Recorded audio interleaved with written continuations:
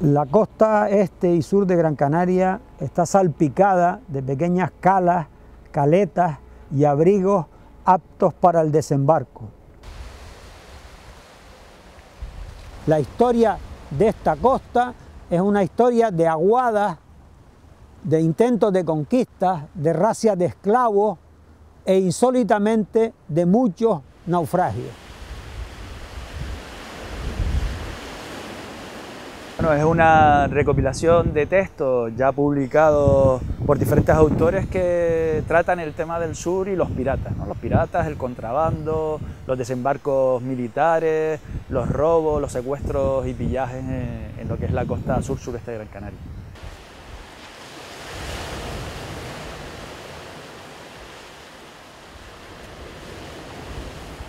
Ya desde 1405 hay documentación escrita sobre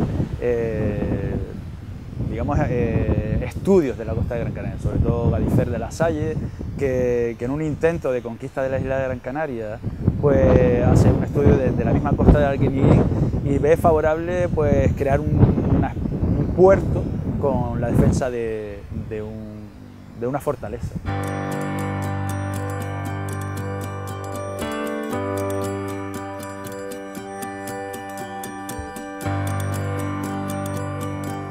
Tengamos en cuenta que esta gran costa desde Telde hasta Arguineguín es frecuentada por conquistadores a principios del siglo XIV, que lo que se intenta un poco es la penetración hacia el interior de la isla para conquistarla. Pero lo que sí está claro es que la costa de Gran Canaria está poblada, ¿no? Y le resulta bastante complicado y difícil acceder hacia el interior. Por eso lo que se hace son intentar crear fortalezas y bastiones para un principio comerciar con las materias primas que los propios indígenas canarios pueden aportar y a partir de ahí introducirse hacia la conquista de la isla.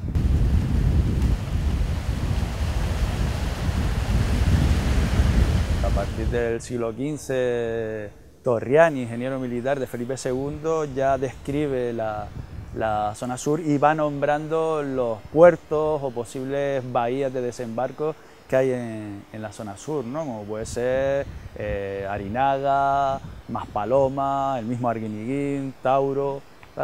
Digamos que lo que se está es diseñando como el acceso directo a la zona sur, ¿no?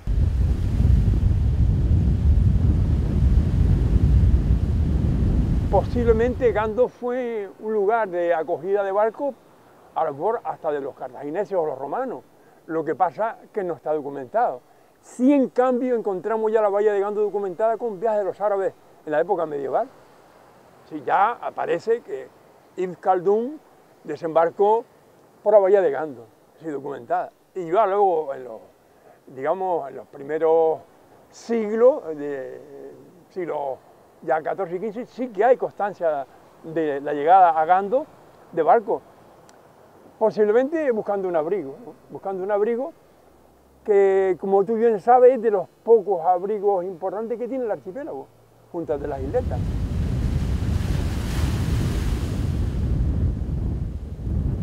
Claro, Gando es un fondero importante, pero a Gando no hay que solamente localizarlo como un fondeadero, como un sitio donde los barcos pueden llegar, es un muelle natural, sino que a Gando también hay que incluirlo en la importancia que tuvo después de la conquista, porque era importante desde el punto de vista estratégico y para las pesquerías.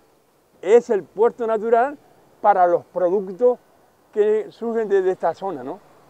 Incluso hay en el siglo XIX, a finales del XIX, hay un deseo por parte del Ayuntamiento de Ingenio de hacer un puerto en nuestra playa de Gando, según dice las actas, ¿no? Queremos hacer un puerto en nuestra playa. Gracias, que en fin fueron consecuentes en esa época y no se hizo ese puerto. Se prefirió contar con el abrigo de lo que es la península de Gando y no hacer ese puerto, ¿no? Y eso fue lo que salvó, digamos, a Gando de que pudiera haber sido hoy un día pues un mamotreto de cemento mar adentro, ¿no?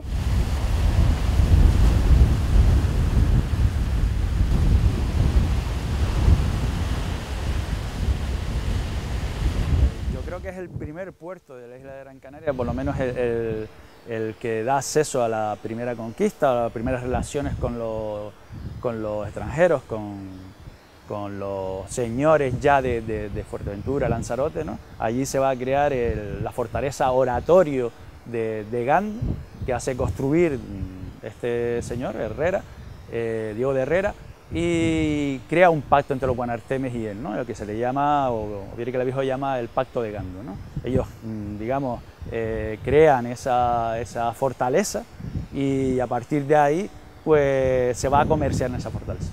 Desgraciadamente esa fortaleza será destruida por los propios aborígenes en un momento dado, porque bueno, el comportamiento de los extranjeros o de los extraños, digamos, no es el correcto, ¿no? A partir de ahí, bueno, se irá reconstruyéndose varias veces hasta que en la actualidad tenemos la Torre de Gando, súper importantísima y primera torre defensiva, ofensiva de la isla de Gran Canaria.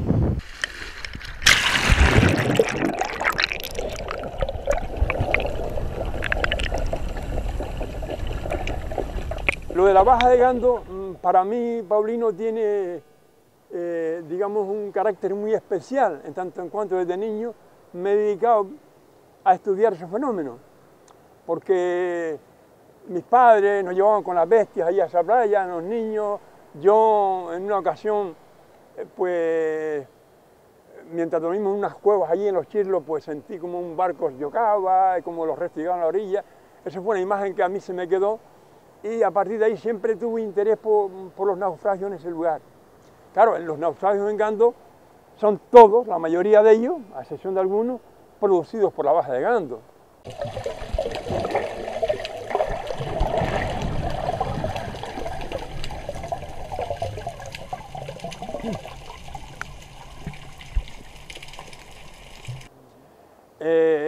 Sabes muy bien que yo lo que he hecho ha sido en 23 capítulos relatarlo, los distintos naufragios producidos por esa banda, sobre todo por lo enigmático que tiene que ser eso. Es decir, sabemos que esos naufragios se han producido por efectos de tormenta, de despistes de los capitanes de los barcos, se habla también de una cierta desidia para los seguros, pero hay un fenómeno que es constante y que la mayoría de los naufragios se han producido siempre, casi siempre día y con mar en calma.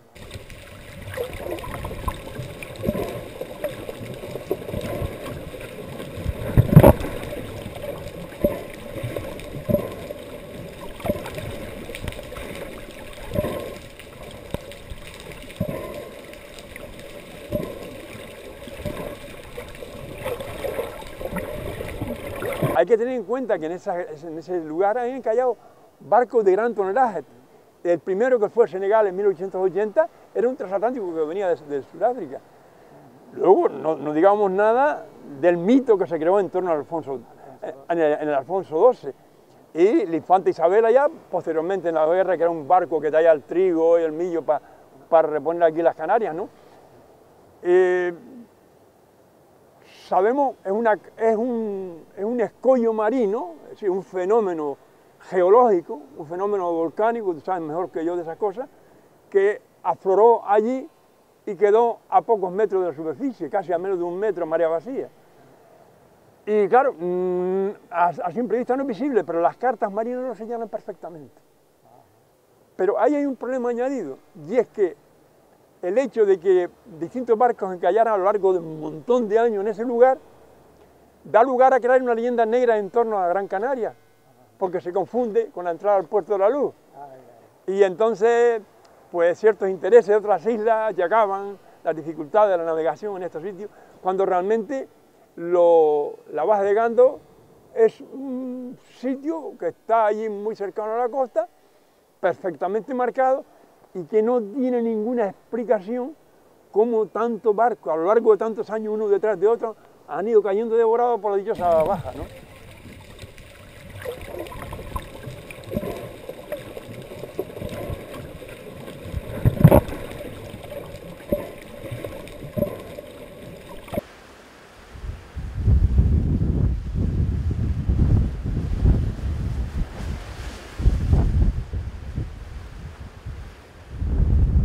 2011 salta la alarma de que parece ser que hay restos de un barco en Risco Verde. Sí, efectivamente, a nosotros nos llegan noticias, el Cabildo, a partir de unas informaciones del hallazgo de un ancla, nos encarga una inspección ocular, a ver qué tipo de restos, a ver de qué época podía ser el ancla. Entonces, en ese año, concretamente en mayo del 2011, pues realizamos una visita de inspección al sitio y vemos que efectivamente existe un ancla en la zona con características que la podían situar más o menos, o sea, de mediados del siglo XIX hacia adelante. Y en la visita que hicimos ese día, pues documentamos una zona donde aparecían maderas con forro de cobre. Por tanto, eran indicios evidentes de la posible existencia de un barco hundido aquí en la zona de Risco Verde.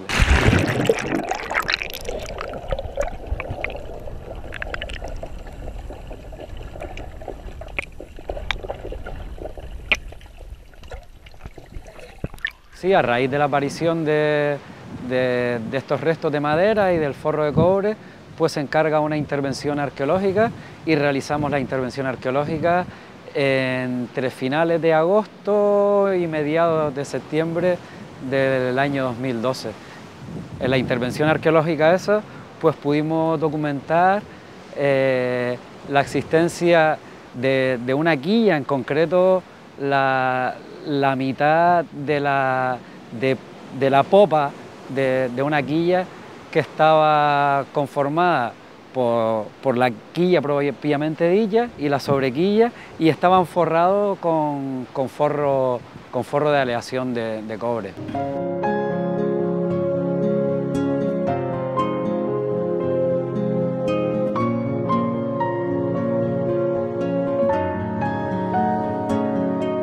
Todo apuntaba, o nuestra hipótesis inicial, es que el barco podía haber encallado en la punta de Risco Verde, muy cerca, a unos 20 metros de donde estaban los restos, y entonces pensamos en la posibilidad de que el barco pudiese haber encallado y que lo hubiesen rescatado y perdiese la quilla. Esa era nuestra hipótesis inicial. Pensábamos que podía haber sido un barco que encalló en la misma zona. No por expolio, sino por recuperación de los restos del barco. Sí, es muy frecuente que cuando los barcos tenían un accidente, encallaban, pues tratase de recuperarse. En ese proceso de recuperación muchas veces se perdía parte del barco o a veces se desbarataba el barco.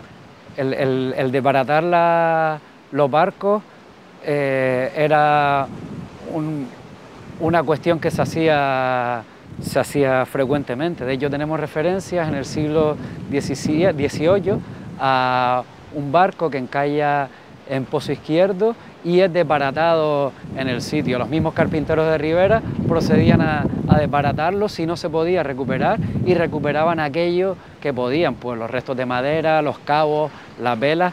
Pues pensamos que algo similar podía haber sucedido aquí en Risco Verde.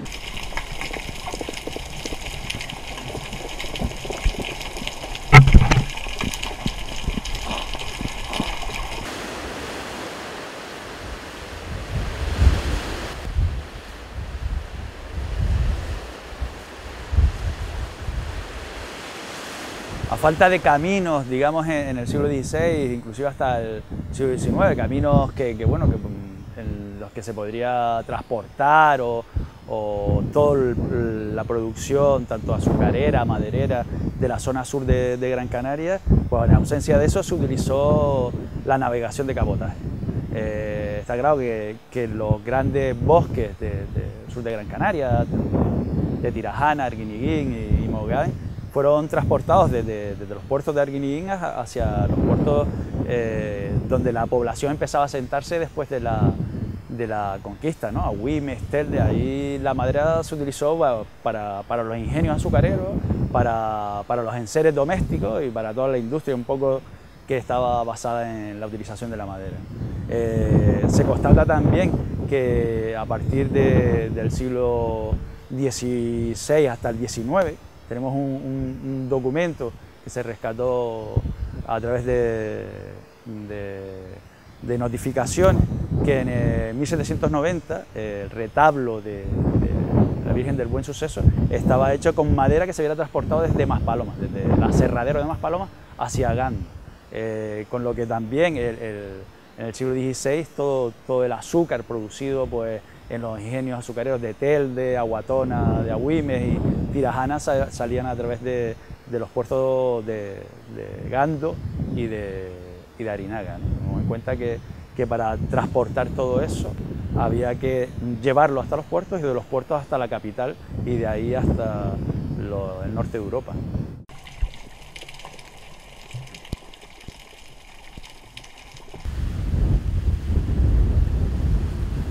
Hay muchos documentos históricos que hablan de la subasta de los restos de barcos encallados, ¿no? Sí, hay muchos historiadores que han trabajado la historia naval en Canarias y tenemos evidencias, existen datos de que se vendían las pertenencias o los elementos del barco que se rescataban, se volvían a subastar o se vendían a vender. Vamos, hay bastantes referencias. Sí. ¿Y nos podías hacer un poco una enumeración de qué materiales se encuentran junto a la quilla? Junto a la quilla no existían muchas evidencias arqueológicas, salvo aquellas que estaban relacionadas con la propia quilla, o sea, algunos clavos, algunos restos del forro de cobre, algunos fragmentos de madera y un fragmento cerámico. Por tanto, no estábamos ante un hundimiento propiamente dicho, sino ante un elemento que pudo haber quedado pues, tras un naufragio o tras encallar el barco y haber recuperado todo el resto de los elementos que formaban parte de la embarcación, y es el único testimonio arqueológico que quedó esta quilla, ¿no? Parece ser que una vez que ustedes hacen una investigación por encargo del Cabildo de este tipo, no se acaba aquí el interés de ustedes por este hecho, sino que ustedes siguen investigando y en la actualidad incluso pues tienen nuevas hipótesis de lo que pudo ocurrir aquí, ¿no? Sí, nosotros cuando una vez finaliza la investigación de campo propiamente dicho, se inicia el proceso de investigación de los restos que encontramos y que analizamos. Nosotros en este proceso de investigación se analizan las maderas del barco y se analiza el forro de cobre del barco para ver su composición. Estos análisis nos llevan por un lado a saber que las maderas era pino canario, estaba construido, el barco se construyó con pino canario, y el forro de la embarcación sabíamos que era una aleación, pudimos comprobar que era una aleación de cobre que se llama metal Munch, que empezó a construirse a partir de mediados del siglo XIX. Por tanto, sabíamos que esa embarcación no pudo haber naufragado, no pudo haber llegado ahí los restos antes de la mitad del siglo XIX. Entonces planteábamos nuestra hipótesis que podía haber sido un barco que se hundió después de esta época. En ese proceso de investigación pues contactamos con otros investigadores analizando la arquitectura naval del barco pues, y las maderas. Sabemos que es un barco construido en Canarias, pudo haber pertenecido a la quilla que tenemos aquí a Nuevo Teide, que fue un barco que se construyó a principios del siglo XX, en 1902 concretamente. A partir de esas investigaciones accedemos a una historia muy atractiva de ese barco. Fue un barco de pesca que estuvo faenando entre Canarias, África, pues casi medio siglo, hasta que es comprado para formar parte de la emigración ilegal que se produce de Canarias a Venezuela en el año 1950. 286 inmigrantes canarios que que escapaban del hambre, que escapaban de los efectos de la dictadura de Franco en aquel momento, embarcan en el nuevo Teide y llegan un mes después a La Guaira. Por tanto, hemos podido acceder a una historia muy curiosa, como a partir de un elemento concreto, de una quilla, pues podemos construir y podemos recuperar la historia de ese barco, que presumiblemente puede ser ese barco.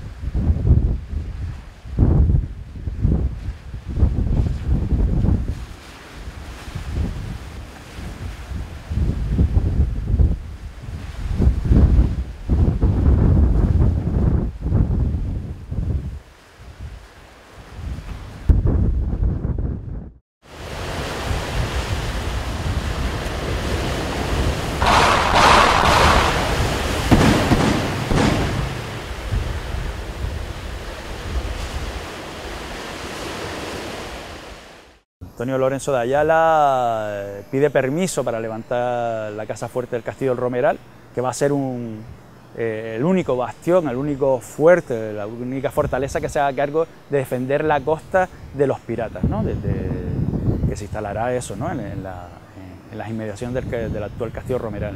Y defendía un poco en aquel momento el oro blanco, que se le llamó, ¿no? La sal como conservante alimentario, ¿no? Importantísimo en la economía isleña, ¿no? Pero que se produjo en la zona sur de la isla. La historia de esta costa también es una historia de pillaje, ¿no? Sí, evidentemente, ¿no? Siempre, dependiendo de las guerras que tenía la corona española con los diferentes países europeos, la zona sur de Gran Canaria también lo sufrió, ¿no? Hay documentación de que en 1532 hay un desembarco de 1.600 hombres en la costa de Arinaga, ¿no? Y pegan fuego y crean pillaje en todo lo que encuentran alrededor, ¿no? También hay constatación de secuestros, ¿no? Unos piratas berberiscos secuestran al alcalde de Agüimes y a su esclavo, que se encuentran recogiendo sal en la playa.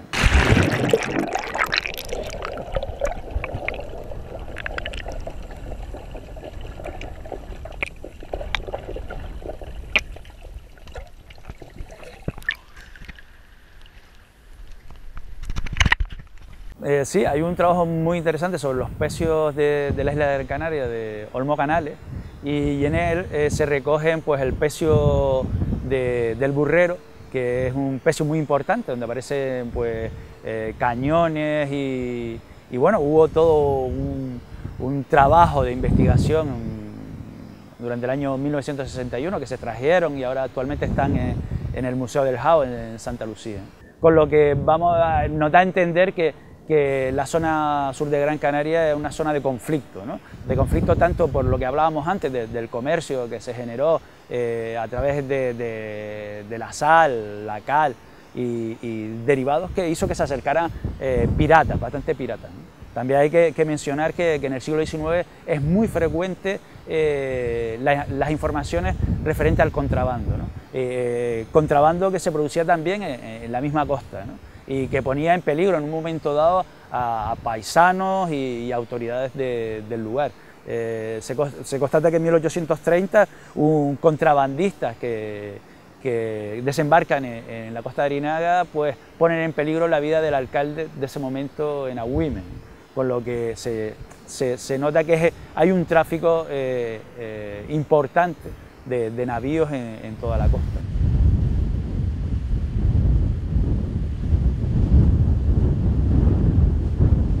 Tener en cuenta que la costa de Gran Canaria está salpicada de nidos de ametralletas, ¿no? de ametralladoras, ¿no? Que, bueno, que lo que un poco indica es que habían ciertos planes de invasión a las islas, ¿no? Estamos, bueno, enfrente de la montaña de Arinaga, ¿no? Una montaña blindada con pasadizos, con cañones antiaéreos, un poco un bastión también de defensa de la isla en el sur de Gran Canaria, precisamente en la costa de Arinaga. ¿Por qué se construye el azaleto de Gando? El azaleto de Gando se construye, Paulino, porque hay una necesidad internacional de que las islas naturalmente su situación estratégica, cuenten con un establecimiento sanitario para poder recluir a los enfermos que venían procedentes de distintos puertos de Europa. Desde el momento en que se declaraba una epidemia en cualquier sitio de Europa donde se veía un barco, inmediatamente se avisaba para recluir en cuarentena a los enfermos. Existían dos lazaretos, uno en Las Palmas, que estaba en la isleta donde está hoy el cuartel de infantería, abandonado, y otro en Santa Cruz de Tenerife. Pero claro, hace falta un lazareto en mejores condiciones. Hay una guerra, hay un conflicto entre las islas, donde los se habló de hacerlo en la Alegranza, en dados sitios, los de Tenerife decían una cosa, hasta que por fin se decide construirlo en Gando. ¿Por qué se decide construirlo en Gando? Pues bueno, porque es un sitio un tanto aislado. Es un sitio donde los vientos, de alguna manera, pues digamos que limpian, y que además se encuentra un poco lejos de las primeras poblaciones, de los primeros núcleos urbanos, que son Telde, Carrizal y Ingenio, sobre todo Carrizal. Carrizal es el más cercano, donde la gente de Carrizal era un poco reacia a la construcción, porque lo que en un principio se consideró importante y necesario, después, porque traía trabajo, como pasa ahora, cuando se hace un hospital, traía trabajo, traía prosperidad, traía vida a la zona, una zona completamente despoblada, después se convirtió en una rémora, porque el peligro que podía traer. Hombre, el lazareto para mí siempre fue una historia de despropósito, porque desde el principio que se hizo, con todo el dinero que costó, traer el agua, y después prácticamente no tuvo uso para lo que se sirvió.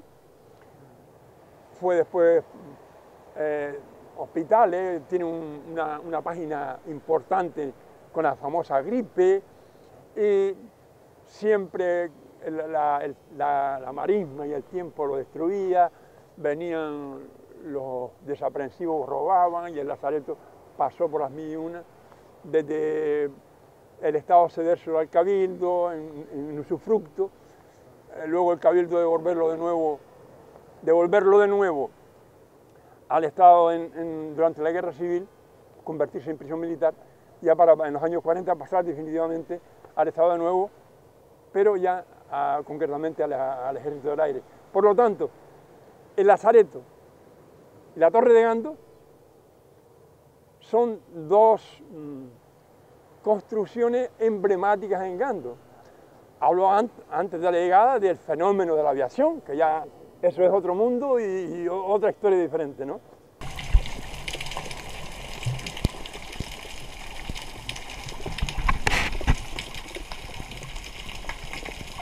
Una investigación en ese sentido, una investigación que aúne la memoria oral, que aúne la memoria colectiva con la investigación de los restos arqueológicos todavía existentes. Creemos que puede ser un elemento muy interesante para el patrimonio cultural del municipio.